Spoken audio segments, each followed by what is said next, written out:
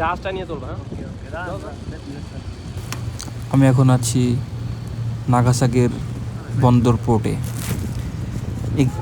এই বন্দরকে কেন্দ্র করে গড়ে উঠেছে জাপানের সংস্কৃতি।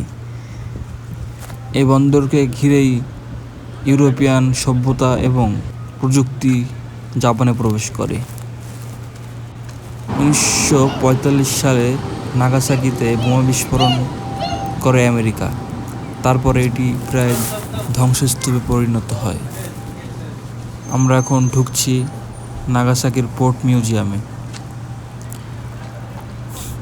এখানে সংরক্ষিত আছে জাপানের সমুদ্র নির্ভর সংস্কৃতি এবং বিকাশ এবং তৎকালীন সময়ের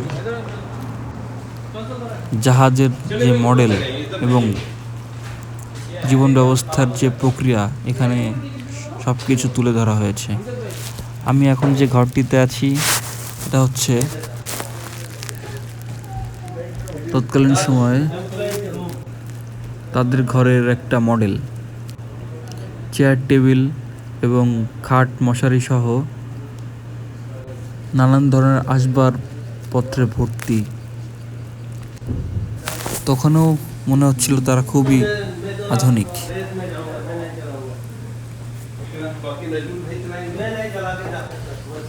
এখানে 17শো শতাব্দীর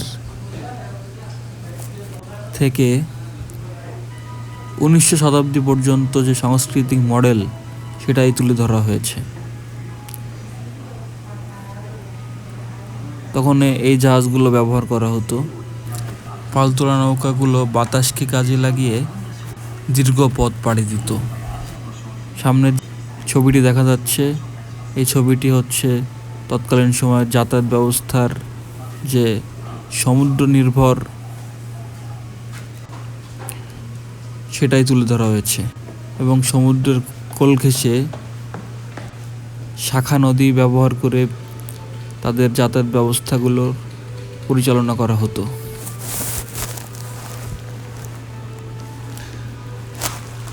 স্থলপথে যানবাহনের ব্যবস্থা ছিল ঘোড়ার গাড়ি অথবা ঘোড়া। এটাই এখানে তুলে ধরা হয়েছে। আমি এখন যেখানে আছি এটা হচ্ছে একটি মডেল ভিলেজ। জাপান আজও তাদের সেই পুরনো বাড়িঘর তৈরির যে প্রক্রিয়া সেটা এখনও ধরে রেখেছে। এবং বিশাল বিশাল পাহাড়ের ফাঁকে ফাঁকে ছোট ছোট নগর গড়ে তোলা হয়েছে। সে নগরের একটি মডেল সামনে দেয়া হলো। এটা এক চমৎকার নগর ব্যবস্থা, যেখানে রয়েছে পয়ঃনিষ্কাশন এবং রাস্তার সঠিক ব্যবহার। এখন আমরা বাড়ির দিকে রওনা হচ্ছি সমুদ্রের কোল ঘেঁষে, বিশাল সমুদ্রের পাশ দিয়ে, যেখানে আছে টানেল। বিশাল পাহাড়ের নিচ থেকে চলে গেছে সুড়ঙ্গ পথ। জাপান আমাদের শেখায় টেকসই উন্নয়ন এবং সঠিক নগর ব্যবস্থা।